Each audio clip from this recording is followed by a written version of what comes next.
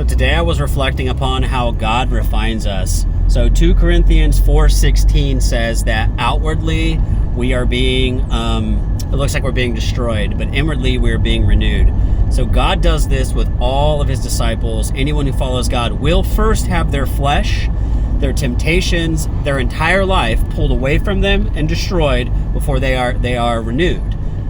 This is actually the mark of a Christian. If you are suffering for God, it is considered holy. The Bible says that a servant is no greater than the master. If they persecuted me, they shall persecute you also. But count it all for glory, right? And the reason for that is because when God wants to renew you or build you up and get you to the next level, he first strips you down. He did this to Job by giving him grievous sores and boils and destroying basically his entire life. People in his life died. I mean, Job got everything taken from him. The same thing with Joseph. I believe it was Joseph, if I'm not mistaken. He was thrown in a well and then put into slavery. And then you have people in the Bible who are falsely accused of sexual immorality, these types of things. The devil always comes against somebody who is about to be leveled up. So basically, when you are given the destruction, when it comes against your flesh, that's when you praise God the most, because you know what's happening is God has released the tempter. God has released the devil. God has released what's going to destroy your flesh. The devil loves this, by the way, and God allows it. And the reason is because God knows that it will renew your faith. You'll come to God. You'll praise God. You'll praise his holy name. He knows that when in our weakness, he is made strong. We are made strong, and that's where God shows up, right? God has constantly shown up for people when they're in their weakness. I mean, even Christ on the cross, when he was being crucified, he said, "Father, why have you forsaken me?" God hadn't forsaken him. God goes before us to prepare a place, right? The Father had been going before him to prepare him to go into the earth and rise 3 days later. But to us, it feels like separation. God is not separating himself from us. God is instead preparing to restore you. But first, the destruction of the flesh. Christ had to first go to the cross, first have his flesh destroyed, then go into the pit to grab the keys and come back, right? There's a whole process to this. And it happens with every single disciple. Now, some of you will even have your flesh destroyed to the point that you will be killed for what you stated. That's basically what we can expect if we're going to be preaching. So now, not everybody's going to have that in their Christian walk because maybe you're not called to teach. But if you are a teacher, eventually you will come against even the destruction of your very flesh to death. And it says to stand strong and firm until death. And you'll be blessed, right? You'll be given the crown of life. So basically what I'm trying to say is when these things come against you, don't take it as some sort of negative. It's not a negative. God is actually building you up in the spirit, and he's bringing you to a place that no one else can go with you. And because of that, because this world serves the flesh, they will not understand it. They will see the light and they will not comprehend it. The darkness comprehends the light not. It just can't. So what we are supposed to do as Christians, as people of the faith, is to continue in the faith, to continue to spread the gospel despite what this world does to us. And the Bible is clear. The god of this world is Satan. Satan is the one who this world worships. So all of your friends who aren't with God, they're worshiping Satan by proxy. They don't know that, but that's how it is, because it's only one or the other. You either worship God because he gives you the free will to do so, or you don't, and by proxy, unfortunately, your God is now Satan, because there's only two, right? Satan's little g God, but he's a god of this world. He's the prince of the power of the air, right? So how do you think he tempts people? Through the airwaves, through television, through radio and media, through that kind of things. I mean, look at Instagram. Look at all the naked people on the internet. Look at pornography. Look at movies and how much they glorify the devil and the things of the devil. I mean, darkness is everywhere. If you can't see the devil in the details, then you don't believe in God. I mean, if you live in this world and you think this world is good, and you think that God is in it, God is here, God is not here. God is the restrainer. He's holding back the devil in his totality in this world, but that doesn't mean the devil's not in control. The Bible's very clear that the devil is the god of this world. And Jesus said that to Pontius Pilate when he was going up to be crucified. He said, no, I'm not of this world. For if I was of this world, my people would serve me. But because I'm not of this world, and my kingdom is from somewhere else, they are not my people. They don't serve me. Otherwise they'd save me, but they're trying to crucify me. So he's very clear. The people of the flesh, regardless of whether you're a Jew, a Gentile, doesn't matter. If you don't have Christ in your heart and you're not of the other place, you're of this place, and therefore you're of the devil. It's that simple. And God says bad company corrupts good morals. So if you're out there keeping the company of this world, the people of this world, and you're holding solid to those old relationships, they're going to destroy your walk with Christ and eventually going to destroy you. And this is not a game of this is a lifelong game. Like, you're playing for riches in heaven, not riches on earth. The Bible's very clear. It is harder for a rich man to enter the kingdom of heaven than it would be for a camel to pass through the eye of a needle. And I want you to reflect upon that.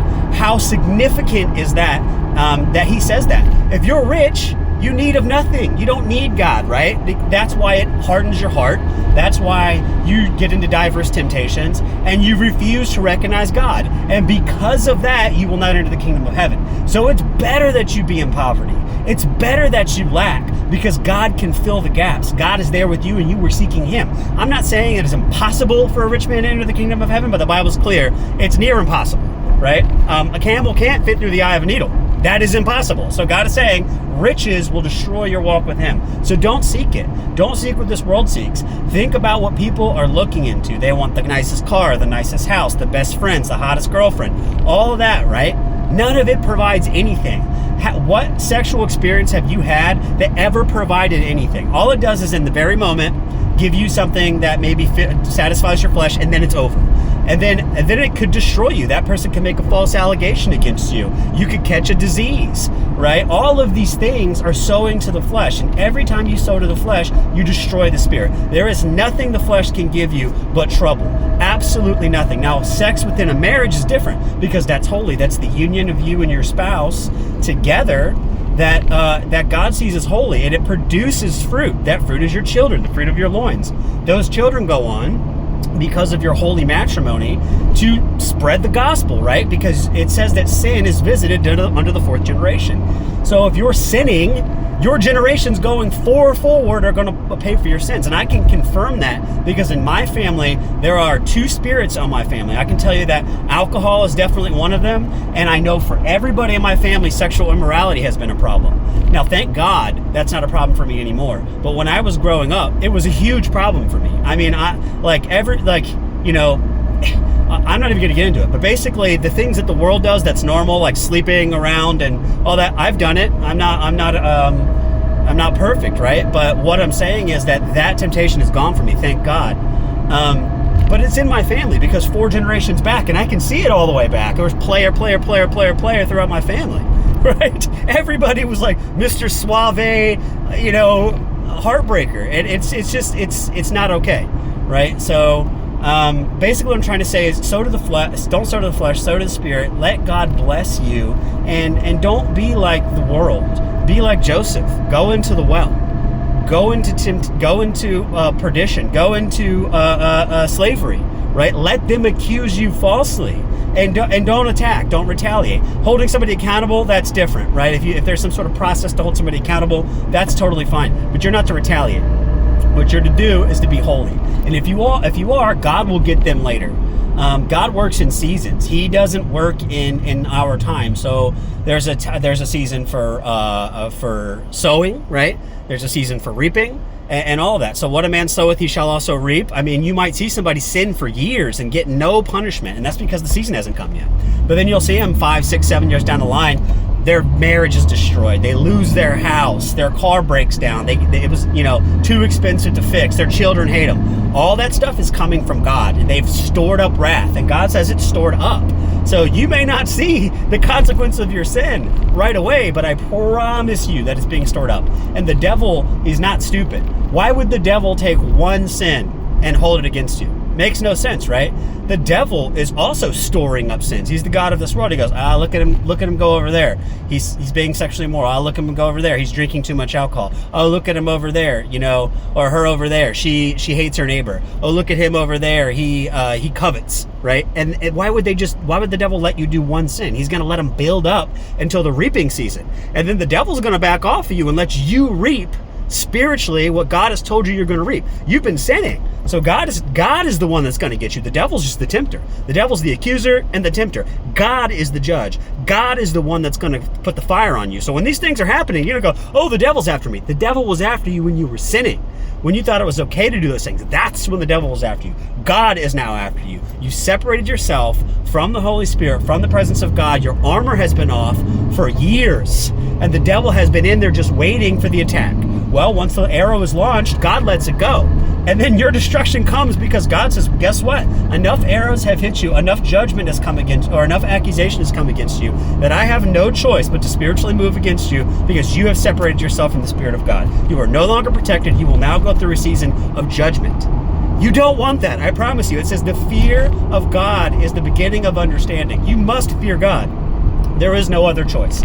You have no other choice but to fear God. Fear God or fear the devil. It's it.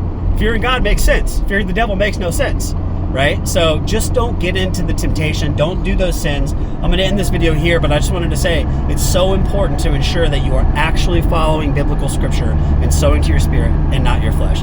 Anyway, this is Ryan from Warning the Congregation. Please like, share, and subscribe because it helps the channel grow.